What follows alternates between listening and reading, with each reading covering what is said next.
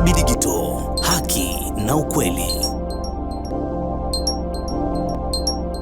Je, unahitaji taarifa kamili na uchambuzi wa ndani zaidi? Jiunge sasa katika grupu letu la WhatsApp kwa malipo nafuu kabisa. Utapata uchambuzi wa kila siku, mchana na jioni, update za dunia kwa haraka zaidi, fursa ya kumuuliza maswali Rahby papo hapo na kupata majibu ya haraka zaidi kutoka kwake. Usikose nafasi hii adhimu. Jiunge sasa na uwe mbele ya taarifa kuliko wengine. Tupigie kwa simu namba 0654467177 au tuandikie ujumbe ni unge na Rahby. Tutakuunga moja kwa moja. Asim Munir, niliwaambia kwenye taarifa ya mchana, alikuwa ndani ya Iran. Asim Munir ni mkuu wa majeshi wa kule Pakistan. Alikuwa ametembelea na akakutana na Iran top negotiator. Alikutana na Irani top negotiator Ghalibaf. Walikutana wakazungumza. Huyu ni msuluhishi mkuu wa mgogoro huo, Mohammad Ghalibaf, yule wa Iran ambaye ni speaker. Nadhani ndio msuluhishi mkuu kwenye haya mazungumzo, alafu akifuatiwa na pamoja na waziri wa kigeni wa Irani Abbas Araghchi, lakini ambaye msimamizi hasa wa mazungumzo top ni Mohammad Ghalibaf, ambaye mara kadhaa wanasema kuwa anapokea maagizo kutoka kwa Ahmad Vahidi. Wanasema ndio kuna wakati nilisoma gazeti moja la Marekani anasema kuwa Vahidi anaelekea kuitawala Irani kijeshi. Yani Irani inatoka katika mfumo wake. Hizo tafsiri ya vyombo vya habari vya magharibi. Wanasema kuwa hivi sasa Irani inaweza isibaki katika mfumo wake kwa sababu wanasema kuwa hawa IRGC wamefanikiwa kwa kiasi kikubwa kuimiliki nchi au kuichukua nchi. Kwa hiyo wanaweza kawa wameishikilia na wanadai kuwa Vahidi huenda akaichukua nchi. Na sasa anasema kuwa ndio mtu pekee mwenye ushawishi na mtu wa mwisho anayeamua nini kifanyike, nini kisifanyike. Anasema kuwa wanasiasa wa Irani wameshikiliwa katika hili. Hivi kama imetokea hivyo, unapaswa umlaumu nani? Yani kama ndio imekuwa hivyo kuwa yes, kuwa Vahidi hivi sasa ndio anashikilia nchi, unapaswa umlaumu nani? Nani aliyeyaleta haya? Kweli wanasema mkataa pabaya, mkataa pema, pabaya panamuita. Walikuwepo viongozi ambao waliwapa nafasi ya kuzungumza na kusikiliza, wakakubali kuondoa baadhi ya vitu, wakaona kuwa hawafai, wakaona kuwa sisi tunajua kuliko. Nadhani Westin ndio wamemzalisha sana Vahidi. Kama ukitaka kuzungumza kuhusu nani kamleta au nguvu ya IRGC kuirejesha na kuiminya kabisa nchi, ni wao Westin walivyofanya. Kuna wakati hizi mistake hutokea.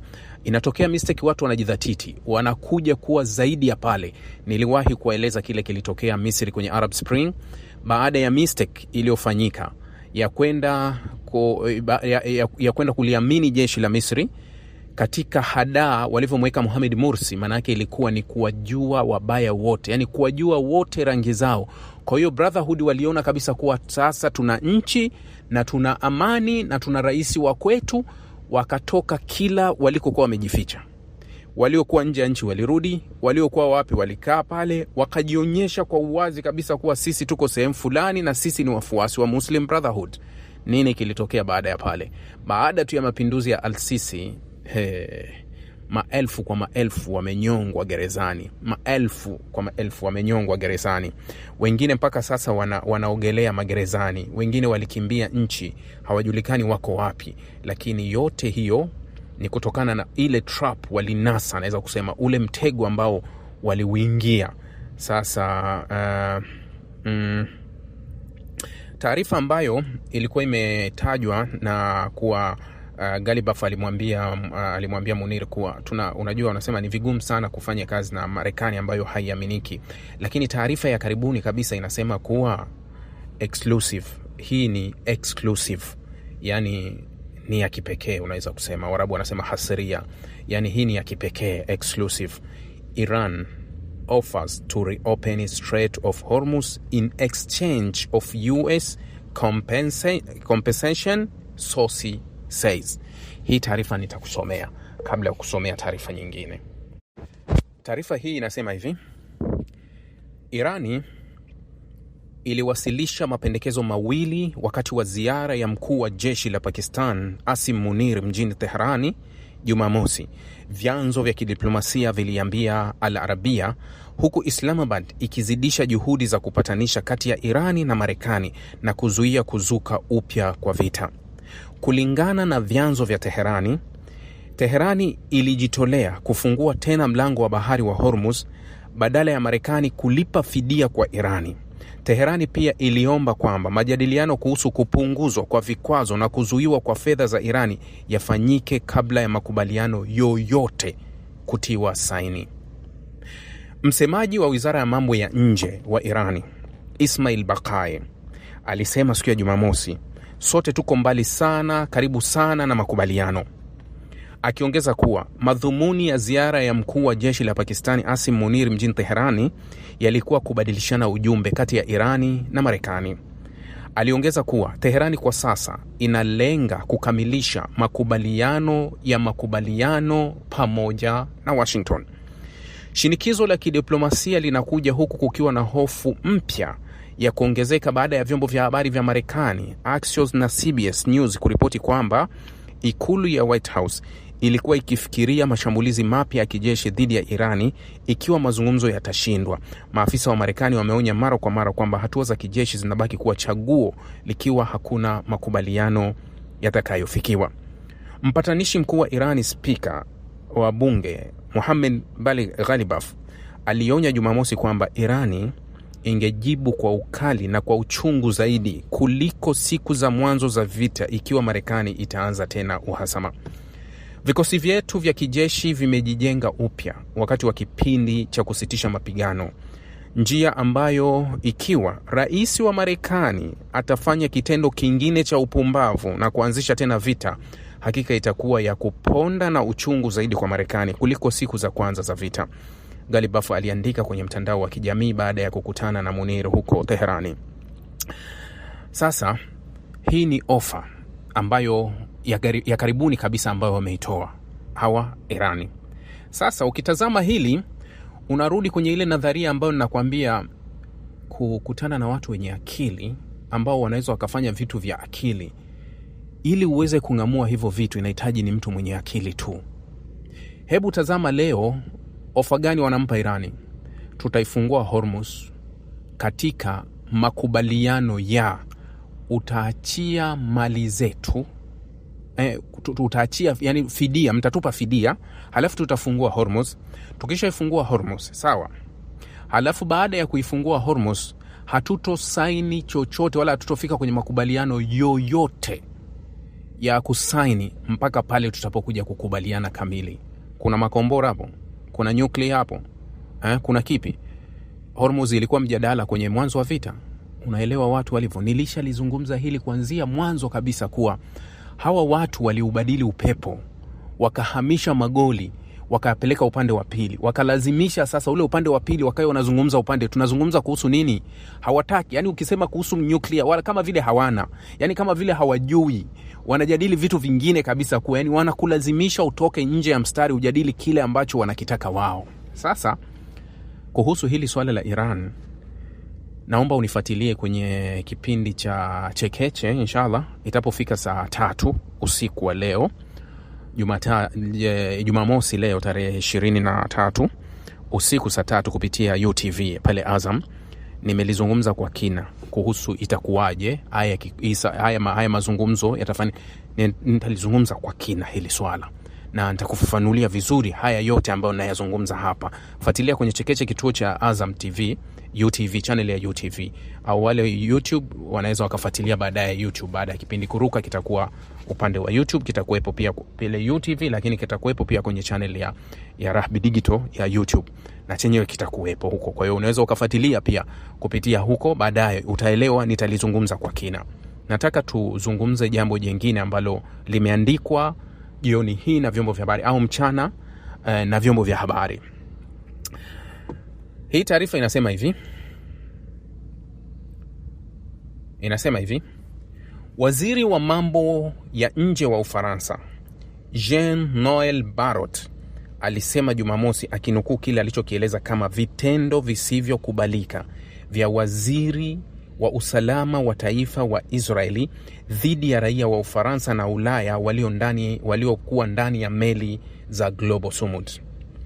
Hadi leo Itamar, anasema waziri, Itamar amepigwa marufuku kuingia katika eneo la Ufaransa, Barot alisema katika taarifa. Hii inakuja baada ya waziri wa Israeli kuchapisha video akiwadhihaki wanaharakati waliokamatwa kutoka kwenye meli ya Gaza wakiwa wamepiga magoti huku mikono yao imefungwa. Waziri huyo wa Ufaransa alisema Paris haikubali mbinu ya meli hiyo, akisema haitoi athari yoyote muhimu na inabeba mzigo wa huduma za kidiplomasia na kibalozi. Pia alisifu taaluma na kujitolea kwa wafanyakazi wa kidiplomasia wa Ufaransa waliohusika katika jambo hilo. Hata hivyo, Barot alisema Ufaransa haiwezi kuvumilia raia wake kutishwa au kutendewa kikatili kwa njia hii, hasa na afisa wa umma. Aliongeza kuwa vitendo vya Ben-Gvir vimelaniwa na idadi kubwa ya serikali na wanasiasa wa Israeli. Akasema vilifuata orodha ndefu ya kauli na vitendo vya kushtua, uchochezi wa chuki na vurugu dhidi ya Wapalestina. Barot pia alitoa wito kwa Umoja wa Ulaya kumwekea vikwazo Ben-Gvir, akirudia rufaa kama hiyo iliyotolewa na mwenzake Italia. Ben-Gvir, mwanachama wa mrengo wa kulia wa serikali ya muungano na waziri mkuu wa Israel Netanyahu, hapo awali amekosolewa kimataifa kuhusu maoni yake kuhusu Wapalestina na vita huko Gaza, miongoni mwa mambo mengine. Upande mmoja wanakuweza wakakwambia kitu kimoja, upande wa pili wanaongea kitu kingine. Mara kadhaa hizi taarifa msiwe mnazipigia mstari. Hawa wazungu au hawa European wanaigiza sana. Kauli wanatoa dhidi ya Israeli, vitendo wanatoa dhidi ya wengine. Hii Ben-Gvir, kabla ya hii serikali muungano kuundwa, alikuwa tayari ana kesi za ugaidi ambazo ameshakutwa na ugaidi ndani ya Israeli wenyewe, yeye na mwenzake Bezalel. Serikali ya kabla ya serikali ya kina Joe Biden, hawa wote walikuwa na vikwazo vya Marekani, hawawezi kuingia Marekani, lakini leo wanaingia Marekani kwa uhuru, wanatanua kabisa bila shida yoyote. Leo hii ukimsikia waziri wa mambo ya nje wa Ufaransa huyo anachokizungumza, anasema kuwa kwa sababu wanawatendea vibaya raia wa Ufaransa. Jamani, walichotendewa hawa tuseme wanaharakati kinafika robo ya kile wa Palestina wanakutana nacho kwa Israeli. Nani duniani haoni? Nani ambaye haoni? Kikosi cha Israeli kimewashambulia kwa risasi wa Palestina waliojisalimisha na wamenyoosha mikono juu. Video zilirekodiwa vizuri. Nani walishia kulani? Chini ya meza wanatoa mamilioni ya dola yanayokwenda Israeli. Mamilioni ya dola wanahakikisha Israeli inatimiza kila kitu. Mbele ya vyombo vya habari wanatimiza wajibu wao wa kuonekana wamekemea. Yani mbele ya vyombo vya habari hutimiza wajibu wa kuonekana tumekemea, lakini chini ya meza wao wala Israeli hatishiki na hili kabisa, kwa sababu Israeli anajua kabisa kuwa hii ni scripti na haya ni maigizo. Kwa hiyo hizi kauli za wazungu wala zisiwe zinawashughulisha hata kutaka kupiga mstari kusema kuwa hawa siji kuna nini, unaona wametoa hatua, wamekemea. Wanakudanganya, hamna lolote. Nimeona kwenye gazeti la New York Times wameandika taarifa hii, inasema hivi: Netanyahu ametengwa na Trump, hana udhibiti mkubwa juu ya maamuzi ya Irani. Ripoti inasema, ikiwanukuu maafisa wawili wa ulinzi wa Israeli ambao hawakutaka kutajwa majina, New York Times imesema kwamba Israeli karibu imetoka nje kabisa katika mazungumzo kati ya Marekani na Irani. Waziri Mkuu Netanyahu ametengwa na rais wa Marekani Donald Trump kuhusu Irani, The New York Times iliripoti. Ikiwanukuu maafisa wawili wa ulinzi wa Israeli ambao hawakutajwa majina yao, New York Times ilisema Israeli karibu imetoka nje kabisa katika mazungumzo kati ya Marekani na Irani. Kulingana na maafisa hao, Israeli imelazimika kutumia njia zingine za mazungumzo kutafuta taarifa kuhusu mazungumzo ya amani, ikiwa pamoja na uhusiano mwingine wa kidiplomasia na vyanzo vya ujasusi vya ndani vya Irani. Ripoti hiyo inakuja baada ya ripoti ya Axios Jumatano kunukuu chanzo cha Marekani kikisema kuwa nywele za Netanyahu zilikuwa zinawaka moto baada ya mazungumzo ya simu na Trump kuhusu mada na mazungumzo ya Irani. Kulingana na Axios, Trump alimpigia simu Netanyahu Jumanne wakajadili kuhusu mpango ambao kuhusu barua ambayo ilikuwa imeandikwa na wapatanishi ili kukomesha vita, kuanzisha kipindi cha mazungumzo cha mwezi mmoja. Mazungumzo hayo yangeangazia masuala kama vile mpango wa nyuklia wa Irani, kufungua mlango wa Hormuz, Axios iliripoti. Axios likiwanukuu vyanzo viwili vya Israel vikisema kwamba kulikuwa na kutokubaliana kwa wazi kabisa kati ya Trump na Netanyahu kuhusu jinsi ya kukabiliana na Irani kusonga mbele. Trump anasema Netanyahu mtu mzuri sana. Trump aliwaambia waandishi wa habari Jumatano kwamba Netanyahu atafanya chochote ninachotaka afanye mimi, akiongeza kwamba waziri mkuu wa Israeli ni mtu mzuri sana. Trump aliwaambia waandishi wa habari zaidi kwamba mazungumzo ya Marekani na Irani yako kwenye mpaka kati ya vita na amani. Tusipopata jibu sahihi inaweza kutokea haraka sana, alisema Trump. Hatujapata jibu sahihi, itabidi iwe majibu mazuri ambayo yatakuwa ni 100%. Trump aliongeza kwamba angeipa Irani siku chache kwa mazungumzo. Maelewa hii taarifa. New York Times wanataka kutuambia kuwa kuna bifu kubwa kati ya Trump na Netanyahu. Ni kama vile Marekani wamechukua hatua ile walichukua kwa washirika wa Ulaya walitengwa kabisa na Marekani kwenye lile swala la Ukraine, wakawa hawashirikishwi. Ikabidi taarifa za Ukraine wao za vita ya Urusi na Ukraine wao wanazichukulia kwa mshirika wao Ukraine.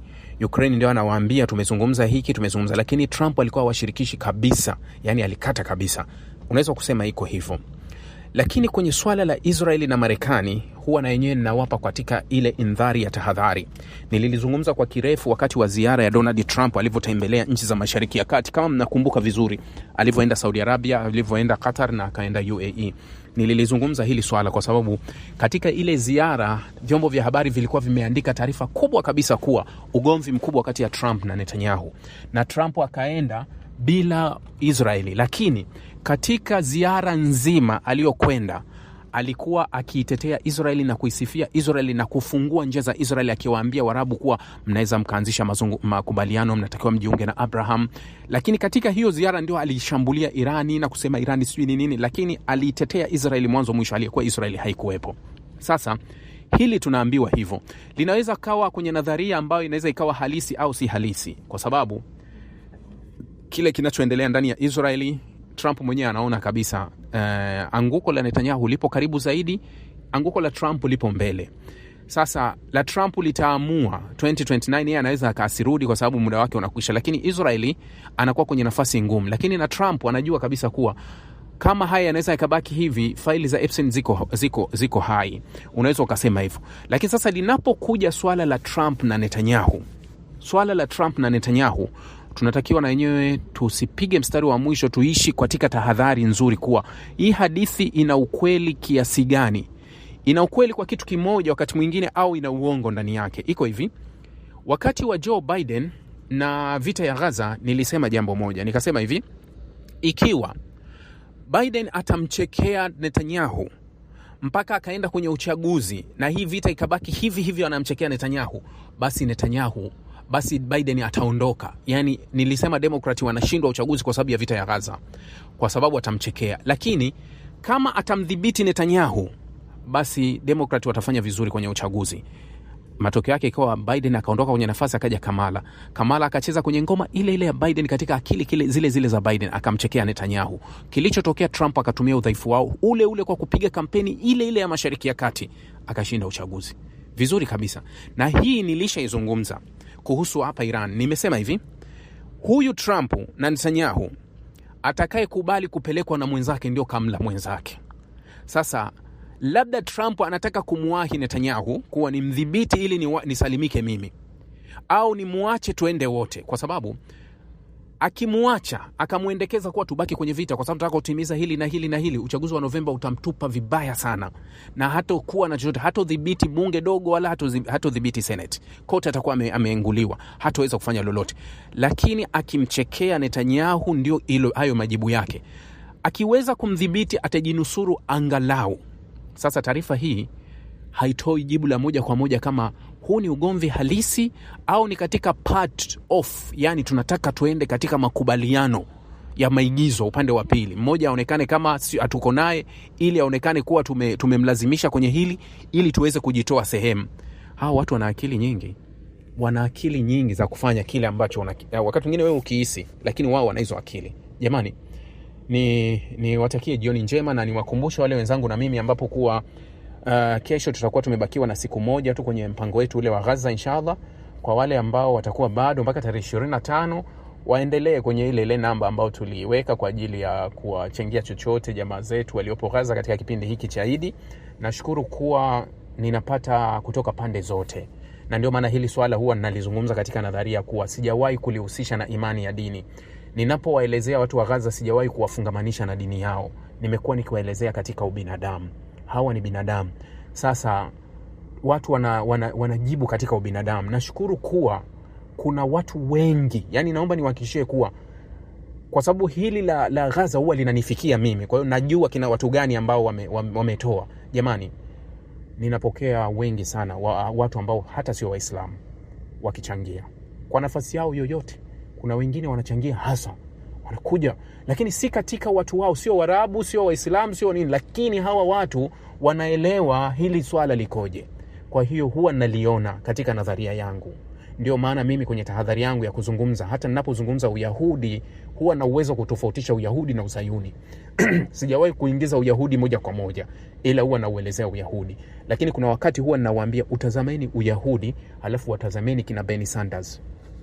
Ndio mnaweza mkaelewa muwahukumu wa Yahudi pamoja na Wazayuni, au muwahukumu wa Zayuni wakiwa peke yao nje ya Wayahudi. Kwa hiyo kuna vitu viko hivyo. Kwa hiyo namba ni ile ambayo tulishaiweka kwa ajili ya shughuli hiyo, ambayo ni 0768500100. 0768500100 itakusomea Ibrahim Khalfani.